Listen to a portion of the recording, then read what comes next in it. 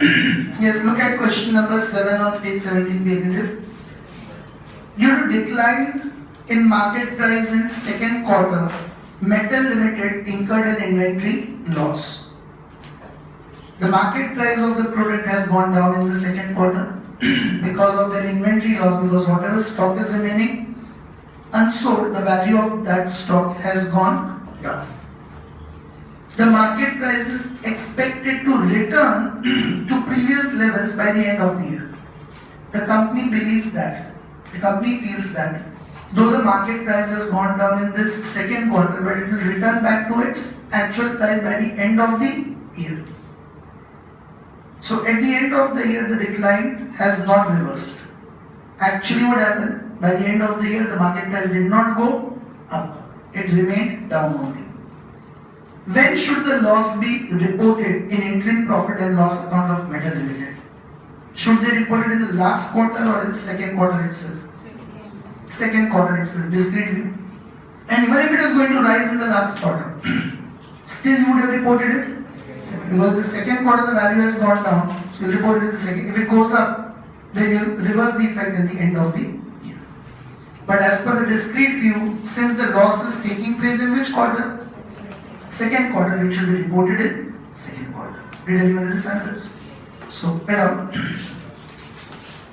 Since the market price has, as per AS 25 discrete view, it should be reported in profit and loss account of second quarter itself. Is everyone clear with it? Look at question number 8. On 30/6/2007, A Limited incurred 30/6/2007 means? Yes, 30th June, first quarter. But in this question, if you see at the end, they are not talking about quarter, they are talking about 6 months. And like the 6 months word in the last sentence. In the beginning of the chapter, I discussed with you, interim period means any period less than 1 year. So maximum times it is quarter and sometimes it can be half year also. So here, the interim period reporting is not 4 quarters, it is half year. Okay. So 30/6/2007 will come in first half year or second half year? First half year. On 30th June 2007, A Limited incurred rupees 2,50,000 net loss from disposal of a business segment. You sold one business segment and you incurred a loss of 2,50,000 in first half year. Also on 30th July 2007, there is again first half year, the company paid 75,000 of property taxes assessed for the calendar year 2007. Calendar year January to December. But when have you paid that tax? 30th July. That is first half year. Okay, normally it happens so. January to December, we receive the municipal tax in between the years, somewhere June or July, and you pay by that date. When should you take that 2,50,000 of loss? When should you take 2,50,000 of loss? First half year. If you take interim period as first half year. When should you take 75,000 of property taxes? First half year, since you have paid it on 30th July. How the above transactions should be included in determination of net income of B Limited for 6 months interim period ended on 30/9/2007. Both will be taken in first half year. Because of both, the profit will decrease. Okay, now company has incurred loss of rupees 2,50,000 on disposal of business segment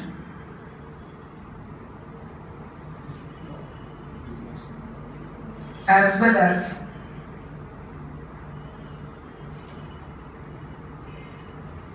paid rupees 60,000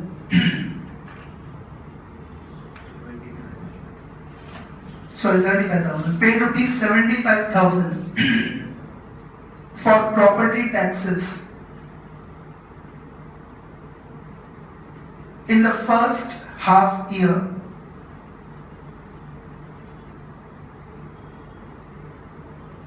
ended 30/9/2007.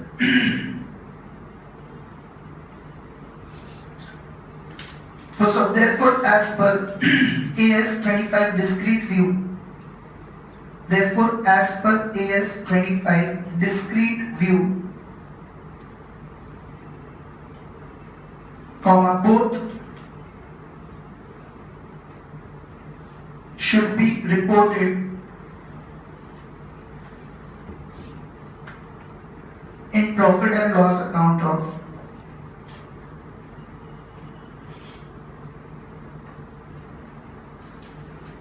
first half year ended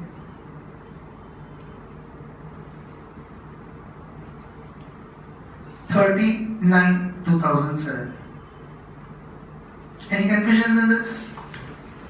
Question 9, have you done it earlier? Take it as your homework. It is related to the point done in the last lecture. We'll discuss it.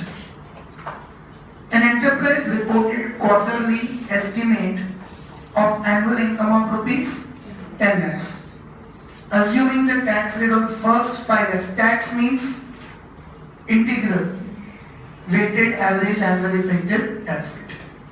Assuming the tax rate on first 5 lakhs at 30% and balance income at 40%, and then first 5 lakhs 30% and balance 40%. So estimated quarterly incomes are now 75,250, 375, 3 lakhs. Okay. So 75,000 you'll charge how much? 30%. Up to first 5 lakhs you'll charge 30%. Then 2,50,000 you'll charge. See here, they say that quarter 1, 2, 3 and 4. What are the incomes? 75,000, then 2,50,000, 3,75,000 and 3 lakhs. What is 75 plus 250? 325. How much more to go till 5 lakhs? 175. You split this in 2 parts. 175 and 2 lakhs. Is this income total of 5 lakhs or not? 75 plus 250, 325 plus 175, 5 spunkula and 3 and created. Is this 3 total coming to 5 lakhs or not? The company says on the first 5 lakhs of company's income, the tax rate is going to be, and on the balance of income, the tax rate is going to be 40%. So how you are supposed to charge the tax? On first quarter, 75,000 you will charge 30%. On second quarter, 2,50,000 you will charge 30%. But in third quarter, out of 3,75,000, on 1,75,000 you will charge 30%. First 5 lakhs, first 5 lakhs the tax rate is 30%. So out of 375, on 1,75,000 you will charge 30%, and on 2 lakhs you will charge 40%, and last quarter's 3 lakhs you will charge 40%. Did everyone understand this? First 5 lakhs of income, the tax rate is supposed to be 30%. So take this 9th question as your income homework.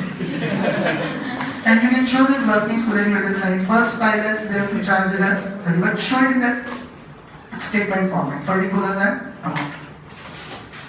So tomorrow we'll complete the chapter. 10th question, and in this chapter I will not give any homework because deciding in which quarter to take is very confusing. So even exam questions, whatever this kind of questions are asked, we'll solve them in the class itself tomorrow. Okay? Tomorrow the chapter will be over. Bye everyone.